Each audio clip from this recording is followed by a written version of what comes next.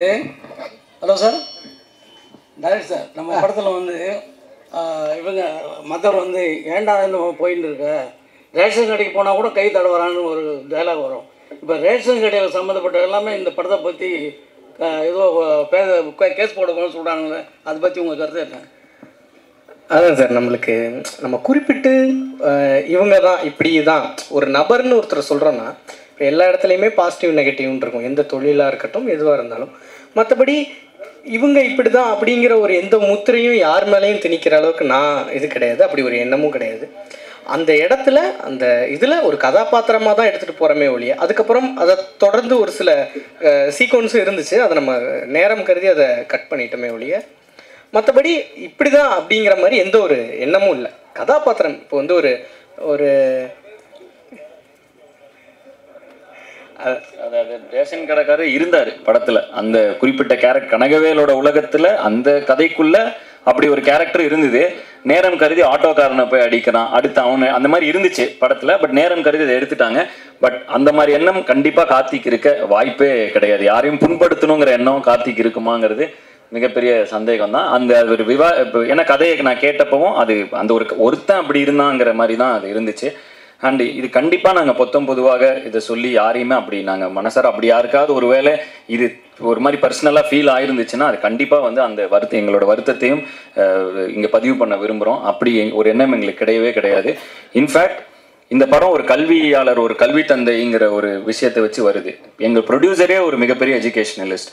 So அதனால் நாங்கள் அதை அப்படி 19 அப்படி இது பண்ண முடியும்னா அது ரொம்ப முடிந்தளவு யாரையும் காயப்படுத்தக்கூடாதுங்கிறது எங்கள் எண்ணம். அப்படி ஏதாவது காயப்பட்டிருந்தா தயவு செய்து எங்களை மன்னிச்சுக்கணும்.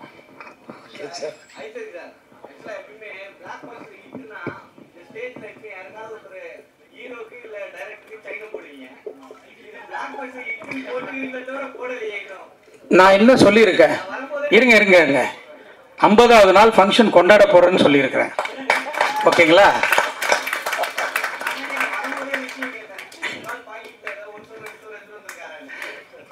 அதெல்லாம் ரொம்ப கம்மியாகிடும். இந்த படத்துக்கு பெருசாக கொடுக்கணும்.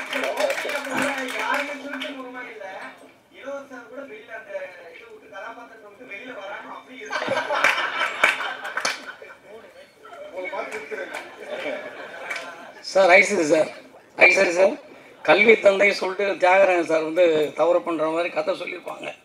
அந்த கதையை கேட்குறப்போ உங்களுடைய அந்த ஃபீலிங் என்ன? இந்த ஒரு கல்வி தந்தையை பற்றி இந்த மாதிரி போடுறீங்களா, ஃபீலிங் இல்லையா அவங்களுக்கு? இல்லை, எனக்கு அந்த ஃபீலிங்லாம் இல்லை. இது வந்து ஒரு நல்ல கருத்து. இந்த கருத்தை நம்ம சொல்கிறது இன்னும் ரொம்ப ஆப்டாக இருக்கும் அப்படின்னு தான் நான் நினச்சேன். இல்லை, ஒரு கேர்ளோட வந்து அவர் தவறாக நடக்கிறான்றதை காட்டிருக்கீங்க. சினிமா தானேங்க, அப்போ தானே நம்ம மக்களுக்கு எடுத்து சொல்ல முடியும். இல்லை, கதை கேட்குறப்போ அந்த ஃபீலிங் உங்களுக்கு? இல்லை, அதை கதை கேட்கும்போது எனக்கு கதை ரொம்ப பிடிச்சிருந்ததுனால தான் நானே எடுத்தேன் இந்த படத்தை. எல்லாருக்கும் மக்களுக்கு போய் சேரணும், எல்லா பெண்களுக்கும் போய் சேரணும் அப்படின்றது தான் என்னுடைய ஆசை. அது நிறைவேறிடுச்சு. அதில் எனக்கு ரொம்ப சந்தோஷம்.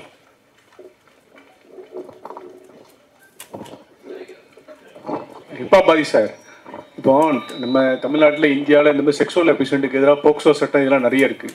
இன்னும் வந்து ஸ்கூலில், காலேஜில், பணிபுரிய இடங்கள்லாம் இந்த மாதிரி இதை தடுக்கிறதுக்கு என்ன செய்யணும்னு நீங்கள் நினைக்கிறீங்க? நிறைய ஸ்கிரிப்ட் பார்த்துருப்பீங்க, மக்கள்கிட்ட பேசியிருப்பீங்க. உங்களுடைய தனிப்பட்ட கருத்தாக என்ன இருக்கு? நான் ஒரு பத்திரிக்கையில் பார்த்தேனே, இந்த படம் ரிலீஸ் ஆகி ஒரு 4வது நாள் எல்லாம் படக்குழுவுக்கும் எல்லாருக்கும் ஷேர் பண்ணேன். ஒரு பத்திரிக்கையில் இதை பற்றி எழுதியிருந்தாங்க.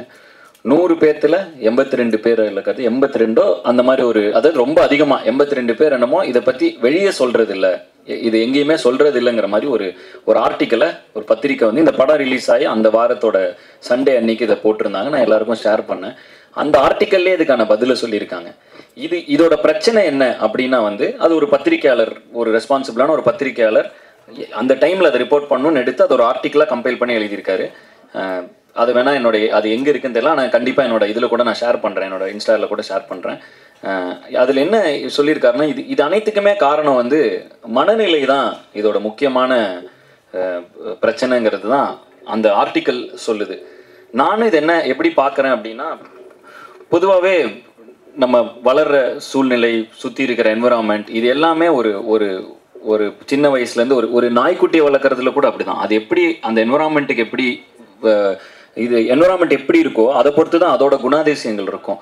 நல்ல ஒரு சமூகத்தையும் நல்ல ஒரு ஆக்கப்பூர்வமான ஒரு கம்யூனிட்டியும் நம்மளை சுற்றி நம்ம கொண்டு வந்துட்டோம்னா இந்த மாதிரி நடக்கக்கூடிய சில குற்றங்கள் வந்து குறையும். அது குறிப்பாக பாலியல் குற்றங்கள் குறையிறதுக்கு சுற்றி இருக்கிற என்வரான்மெண்ட்டும், ஏன்னா ஒவ்வொருத்தரோட மனநிலை ரொம்ப முக்கியங்கிறாங்க. அப்படின்னா அப்போ அது என்வரான்மெண்ட்ல இருந்தால் ஒருத்தரோட மனநிலை அதுக்கேற்ற மாதிரி தான் ரியாக்ட் ஆகணும், சொசைட்டிக்கு ஏற்ற மாதிரி. ஸோ அப்போ அந்த சொசைட்டியாகவே நம்ம ஒரு பொதுவாகவே தமிழ் சமூகம் என்பது ஒரு அறிவார்ந்த சமூகம். இன்னைக்குன்னு இல்லை, பல ஆயிரம் வருடங்களாக அது ஒரு அறிவார்ந்த சமூகமாக முடிந்தவரை இருந்து வருகிறது. அப்படிப்பட்ட ஒரு இதில் வந்து இன்னைக்கு வந்து நம்மளுக்கு ஒரு எக்ஸ்ட்ரா இப்போ நிறைய நடக்கிறனால சொல்கிறேன், ஒரு எக்ஸ்ட்ரா கேர் இருக்க வேண்டியது, இந்த சமூகத்து மேலே ஒரு அக்கறை நமக்கு எல்லாருக்கும் இருக்க வேண்டியது முக்கியம்னு பார்க்குறேன். இது வந்து மனநிலை சம்மந்தப்பட்ட ஒரு பிரச்சனையாக தான் நான் பார்க்குறேன். டைரக்ட் சார், படம் மூவி முடிஞ்சு வெளில வரும்போதும் கேட்ட கேள்வி தான், ரியல் சேர்மன் காலேஜ் சேர்மன் வந்துட்டாரு, ரியல் சேர்மன் ஏன் வர மாட்டாரு? இல்லை அவர் வரக்கூடாதுன்னு இல்லை, யாரும் பேசவும் இல்லை, தியாகராஜன் சாரை பற்றி யாரும் பேசவும் இல்லை. இல்லை அப்படிலாம் இல்லை, அவர் ஆல்ரெடி போன இதில் பேசியிருந்தோம், ஒரு இன்டர்வியூவில் பார்த்தீங்கன்னா பேசிகிட்டு இருக்கோம். அவர் நீங்கள் அத்தனை பேர் அதை அவரை பற்றி பேசியிருக்கீங்க, அப்படிலாம் இல்லை.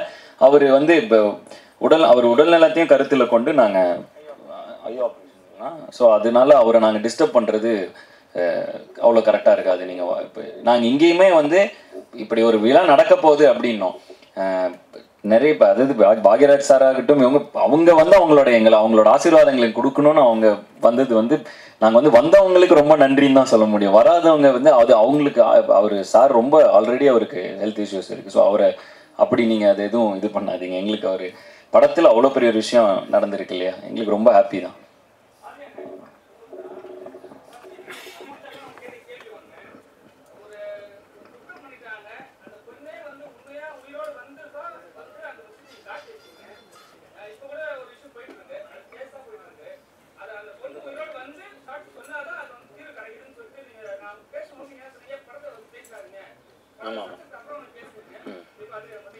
அதாவது நான் இந்த இடத்துல அப்படிதான் சொல்லணும்னு நம்ம சொல்லலை. அந்த கதையின் நாயகன் அந்த கனகவேலுங்கிறவன் என்ன சொல்றான்னா, அவனோட ஆதங்கத்தை பதிவு பண்றான். இப்படிப்பட்ட ஒரு விஷயம் நடந்தா இதை நிரூபிக்கிறதுக்கு செத்து போன பொண்ணே வந்து சாட்சி சொல்ல வேண்டியதா இருக்கேங்கிற ஆதங்கத்தை பதிவு பண்றான். ஆனா அப்படி இருந்துடக்கூடாது, நடந்துட்டு தானே இருக்கு. ஆமா, அதான் நான் சொன்னேன். இது என்னன்னா, இது என் கையில் இல்லை சார்ட் அவுட் பண்றது. எனக்கும் இதுல பொறுப்பு இருக்கு, உங்களுக்கும் பொறுப்பு இருக்கு, நம்ம எல்லாருக்கும் பொறுப்பு இருக்கு.